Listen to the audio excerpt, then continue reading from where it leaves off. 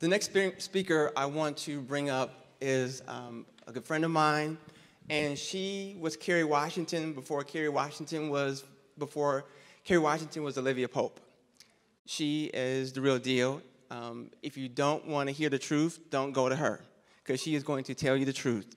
You can see her on Fox 2's Let It Rip in many instances, and she's speaking her truth. We go way back, so I really appreciate that she's speaking today. I definitely want a lot of the young ladies in the room to see themselves through her, because she's an accomplished person and has done a lot in her career and in the city of Detroit. Without further ado, Karen Dumas, can you please come up?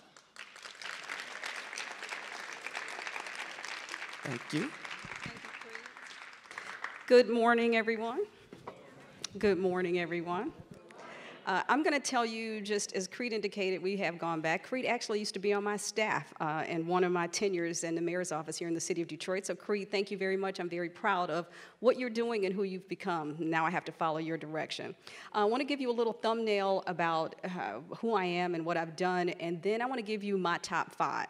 Not my top 5 athletes or my top 5 rappers, although we can talk about that too, but top 5 things that I think that you will need regardless of what you will go into, because you have to be committed and have a consciousness that you bring to the table regardless of what you decide. I am a native Detroiter. I grew up on the east side. Thank you. I just want to see if we have East Siders here. I went to East Catholic High School, graduated from Michigan State University, and like Ken, I too wanted to be a doctor. I wanted to go into forensic pathology, totally intrigued by the cause of death and why. But after about 1.5 years, I said, okay, this is taking too long, and I switched my major. I had always enjoyed writing, and I always enjoyed talking. I used to get in trouble for talking, and I actually conceptualized my idea for my company when I was still in college. So after college, I started working for an agency. They were paying me a week what they were billing clients an hour. Shortly thereafter, I was appointed Director of Public Information for the City of Highland Park. But I and another person on staff, only 2 on this particular staff that had college degrees, we were let go, unappointed, fired, if you will, if you want to say it nicely. I was 24, making $45,000 a year. I said, oh, real life is not that bad, until I lost my job. So I started interviewing for other jobs, and they were offering me $30,000 if I brought in $30,000 in business. And I said, well, if I can bring in $30,000 for business for them, maybe I can bring in $30,000 for me. And so I started my own business. I didn't know what I was doing, but I figured it out. In between that time, I had 2 tenures in the city of Detroit. I did work in the Kilpatrick administration and left in 2005 before things started to fall apart. And most recently as Chief of Communications for Dave being in the city of Detroit. That was also a position that I resigned early because I had an employee that sued me, the city, and the mayor because she said I was mean. But having been in business for myself, I had an entrepreneurial approach to getting things done, not a check collector's mentality. I expect you to work. I don't expect you to show up and punch a clock and look until it's time to go home. I expect performance, and that's part of what I want you to bring to whatever it is that you want to do. So I'm going to give you my top 5. 1, define success for yourself. Understand what it is that you want to do and what you bring to the table, but decide what success looks like for you. A lot of times people think that having a lot of money is what success is, but you have a lot of people that wake up on luxury sheets in huge homes. They put on custom suits. They drive expensive cars to big offices that have checks with a lot of zeros, and they're miserable because they're doing something that they don't want to do. You have people here in the city that are on television every day that want to be musicians. You have lawyers that want to be teachers. At your age and where you are, you have the opportunity to define your passion and your purpose and to pursue both of those. The next thing I want to encourage you to do is to find something that inspires you, whether that's a person, whether that's something that's written, whether it's a Bible quote. For me, it's music. If there's one thing, if I can listen to my Future Essentials on Tidal on my way in, or if I can hear Rich Homie Quan walk through before I go to an event, I'm good. So find something that inspires you. Find something that will keep you going every day, even if it's you. Write yourself a note. Have a conversation with yourself in the mirror. Because for everything that you want to do, you've got a whole world and community that's telling you that you can't do it. So you need something or someone, again, even if it's you, to remind you just how good you are and how great you can be. You have everything that you need to be everything that you want to do, and you just have to remember that. Third, create a network. Create a network. Just like Creed and I have known each other for a long time, Haj Flemings, that you'll hear from, he's going to tell you how to build and protect your brand. Haj was, he authored a book early on.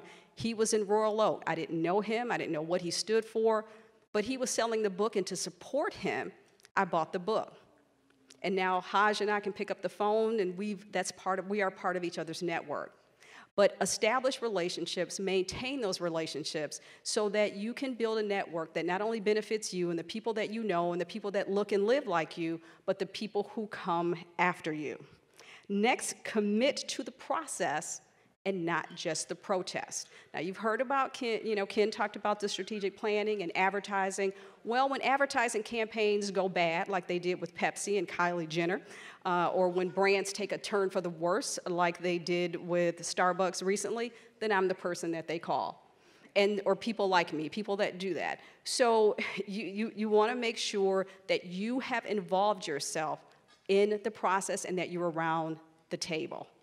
So you're all thinking about maybe advertising communications or some component of that. You, by nature, are creative. People want to do what you do. They want to look like you look. They want to dress like you do. But you have to be around the table. You have to be able to participate in that process so things don't go wrong. How do you do that? Find the opportunity for you to make a contribution for who you are, how to maximize your influence, and how to formalize the creative process that is you every day. See, I have to write this down because otherwise I'd talk to you all day, so we can make sure we think about it. Make sure that you are always yourself. Now think about, let me put this in the terms of music because I like music. Unlike Ken wanted to be a producer. My secret goal is to one day do a mixtape. So when you see it come out, make sure you support it. But make sure that you are yourself. Let's take Drake and let's take YG. Drake can't rap about the experiences of YG. He can't do that, and it would not work for him. And YG can't rap or communicate about calling a girl back or being upset. Be yourself. It just wouldn't kind of really work. So make sure that, I heard somebody say, you want to be the next. You want to be the next. You don't want to be the next anything. You want to be the first you. You are created to be who you are for a reason. So don't strive to be the next of anything. Work to be yourself. Excellence is undeniable. How many of you saw Coachella stream, or if you went to see the Coachella stream? Beyonce practiced 11 hours a day for almost a month before that. That performance, she didn't just wake up and she didn't just do it. But think about the messages that Beyonce, Jay-Z, Kendrick are now introducing, a level of consciousness, a level of commitment, because excellence is undeniable. Nobody's going to tell them that they can't say this. Nobody's going to tell them that they can't do this. They have elevated themselves. They have created an interest and a demand for who they are and what they say. And so now they can change the conversation to make a difference, to make things better for you and everybody else. So excellence is undeniable. How do you get around that table? Commit to being the best that you can be all of the time. Don't be a corner cutter. Don't be a person that's trying to get around and just do just enough to get by. Understand that what you do, what you say, and how you do it is a representation of you, the people who look like you, and the people who live like you. So make sure that you're always giving it your best. Don't get there and forget why you're there. Does anybody understand what I mean by that? Don't get there, don't arrive, and close the door behind you. I mean, too often, we have people around the table and they are too, I guess, afraid to speak up and speak out. You're there for a reason. You're there because you bring a unique set of experiences and perspectives. You're there to make a difference. Now, I know everybody remembers the Quicken Loan, see Detroit as this, and there was not a face in sight that represented any degree of color. Well, they had a second ad, and I don't know if anybody paid attention to it or saw too much of it. Same thing. It was for the shopping experience that they had downtown. And so they said, well, wait a minute, this was the same mistake you just made a few months ago. Didn't you learn from the first mistake? And they said, oh, no, no, no, we had an agency around the table. This was a black agency. But having that agency around the table, if the agency is going to be either too afraid of losing the dollars or being apprehensive and not speaking up to make a difference, is a disservice not only to the agency, but it's a disservice to the client, because now you're still putting the client in the same position where they appear that they have no awareness of or sensitivity to diversity. So once you're there, make sure you're there for a reason. Make sure you bring your experiences, your perspectives, your commitment, and your consciousness to that table. Also, when you're there, once you arrive, don't close the door behind you. You are creating a path so someone behind you can also benefit. A lot of times you hear people say, oh, well, I made it, they can too. Well, you didn't make it by yourself, even if you think you did. And it's up to you, it's your responsibility to reach back and bring somebody else into the fold. Finally, the two things that I think are the most important words in any effort that you do are keep going. Life is hard. It's hard, but it's manageable, and it can be fun. But for every good thing that happens, you're going to have to navigate some challenges. You're going to have to navigate some people. You're going to have to navigate some circumstances and some pushback. I know when I first decided I wanted to go into PR, there was a person that also went to Michigan State that was an engineer with GM, and he says, hey, I know this lady, and she has her own PR firm. Let's go to dinner. This lady was mean to me. I mean, she was just, this is an older lady, and she was just nasty. And she says, oh, well, you need to polish your mannerisms a little bit. And she says, maybe in 3 or 5 years, you can come and work for me. So by this time, yeah, that's what I said. So by this time, I'm like, okay, there's nothing I'm getting from this lady. And I said, ma'am, in 3 to 5 years, I'll be your competition. And sure enough, I was. And she and I both went up for the same contract. It was for the Kobo contract, and she lost. 3 years later, she was out of business. But I made a commitment to never, ever, ever be that way to anybody else.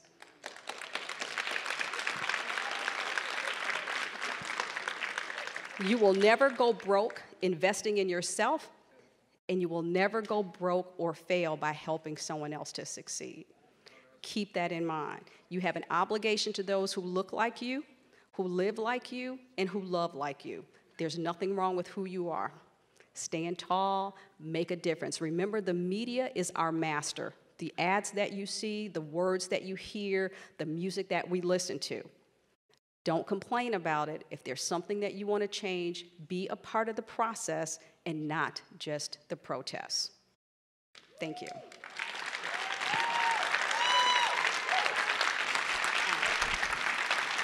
Can we get the house lights on? And are there any questions for Ms. Dumas? Okay, on. Thank you. Thank you.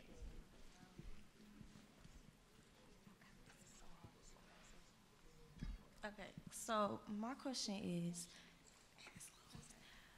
so as far as you starting your own business and realizing what you wanted to do with what you did, and you explained a lot of jobs that you went through, how did you basically find your way to where you are now and determine what business you wanted to create and what it is that you actually wanted to do?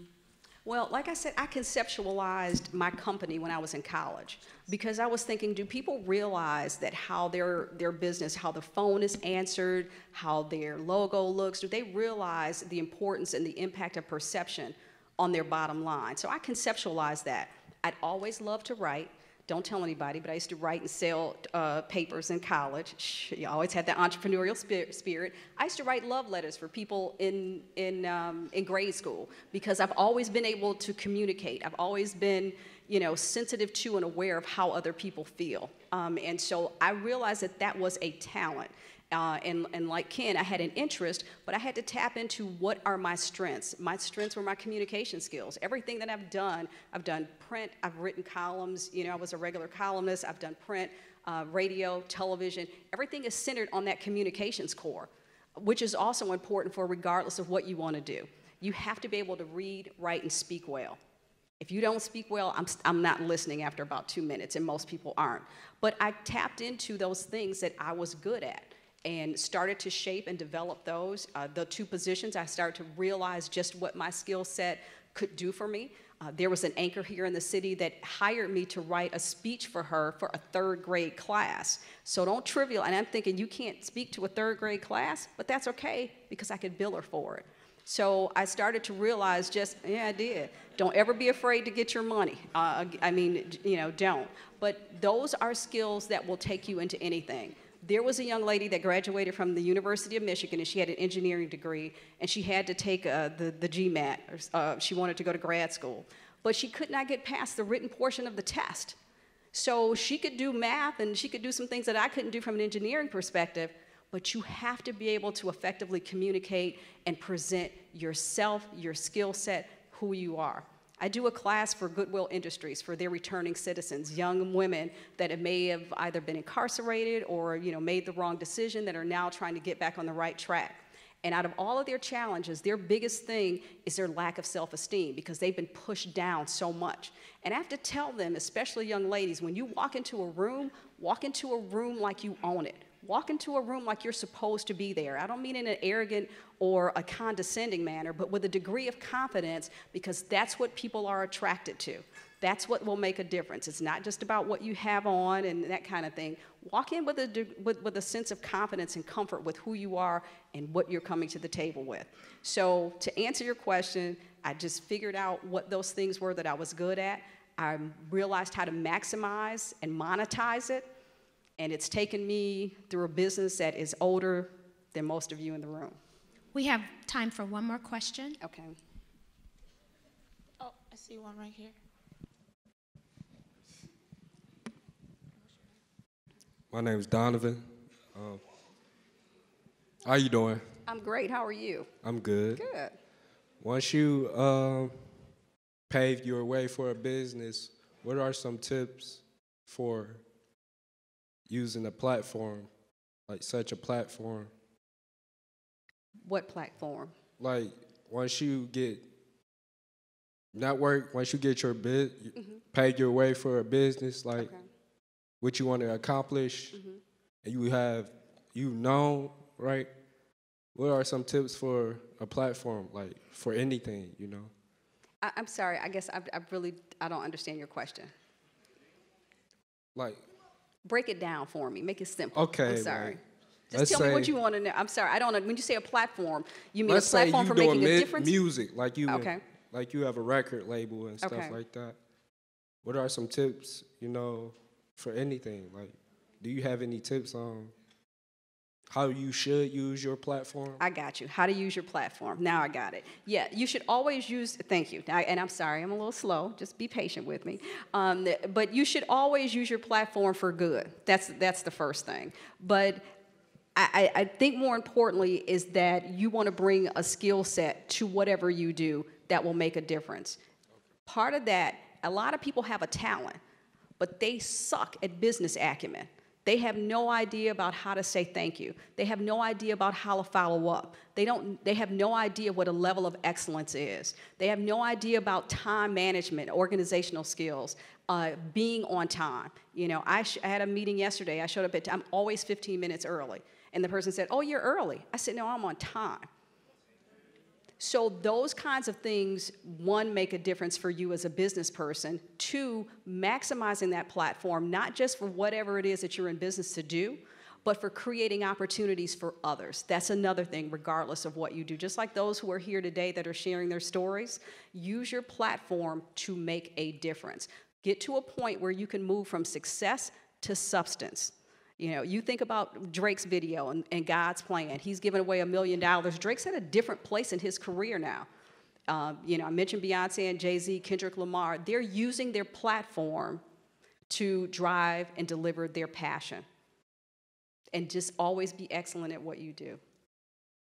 Okay? No, thank you. And I'm sorry for the delay, but thank you. Thank you all very much. Best wishes for continued success. Thank you. Thank you, Karen.